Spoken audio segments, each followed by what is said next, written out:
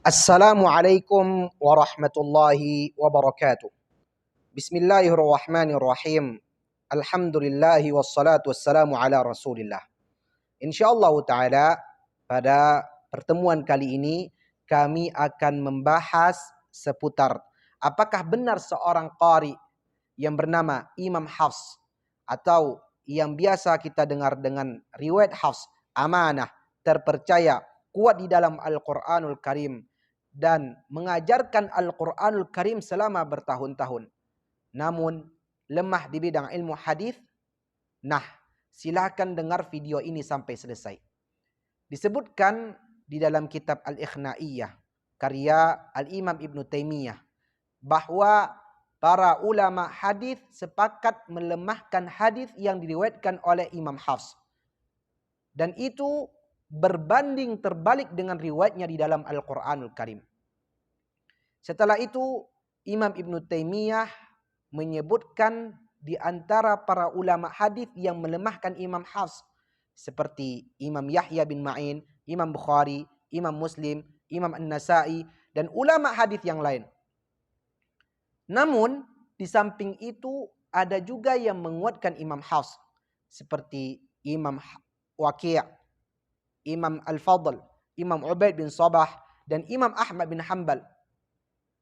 Kenapa sebagian ulama melemahkan Imam Hafs dan sebagian lagi menguatkannya?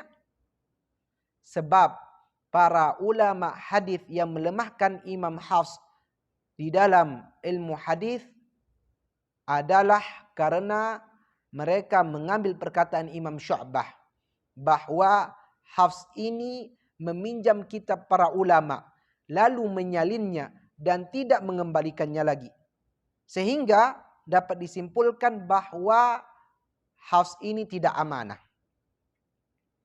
Namun setelah ditelusuri dari kitab Qiraat Riwayat Warsh wa Hafs karya Syekhah Halimah Sal bahwa yang dimaksud dari perkataan Imam Syu'bah tersebut adalah Hafs bin Sulaiman Al-Munqari, bukan Hafs bin Sulaiman Al-Qari yang sedang kita bahas sekarang.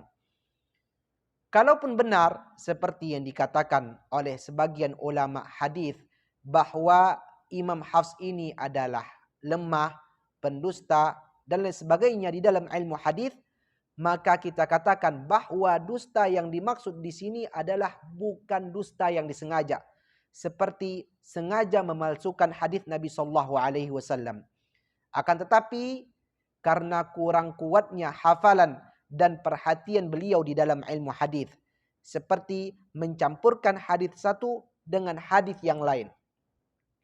Jadi kesimpulan dari pembahasan kita ini adalah yang pertama, Imam Hafs adalah seorang qari yang amanah, terpercaya, kuat di dalam Al-Qur'anul Karim dan mengajarkan Al-Qur'anul Karim selama bertahun-tahun.